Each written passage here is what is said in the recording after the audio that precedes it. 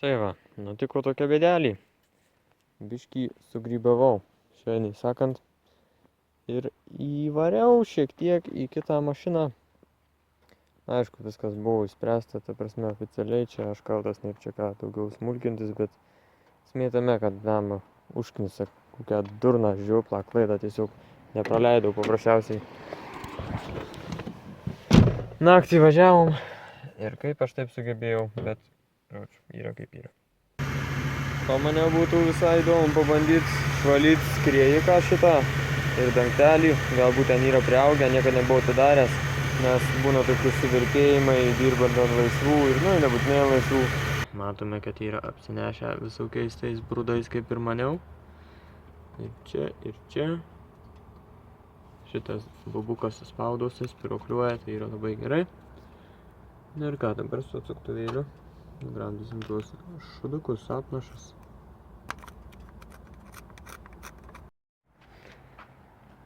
Nugramdym, o dabar pažiūrėkim, kas čia iš to gavosi.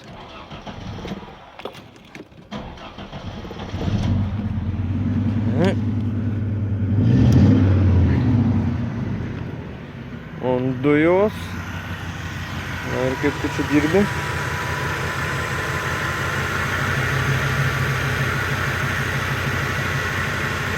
Visai lyg ir nieko, o gazo davus.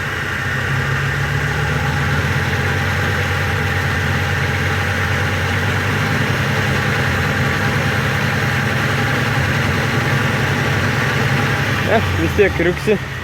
Na, bet manau šiek tiek geriau dirba ant laisvų bent jau. Ten tas kriuksėjimas gal net ne misfairis, nes skaitos jau kas nors su dujom susiję. Na, žodžiu, nesvarbu. Man atrodo geriau dirba ant laisvų. Tai va, turim tokią bėdą. Kaip matau, čia yra lašiukas. Čia yra drėgna. Ir čia po šitų visų, taip sakant, avarijų baisiausių.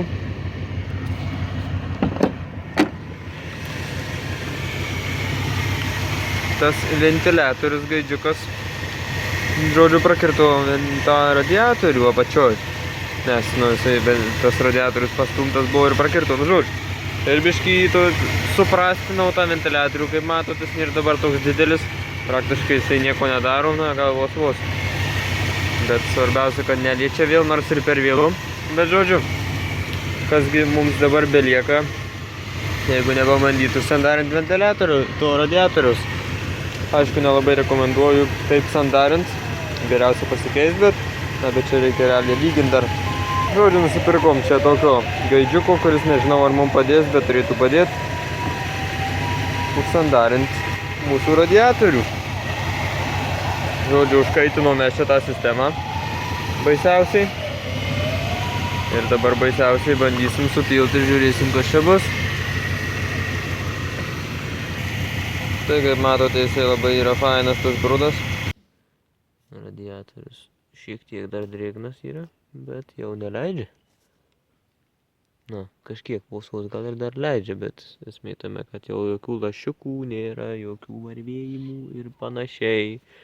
Ledinis radiatorius.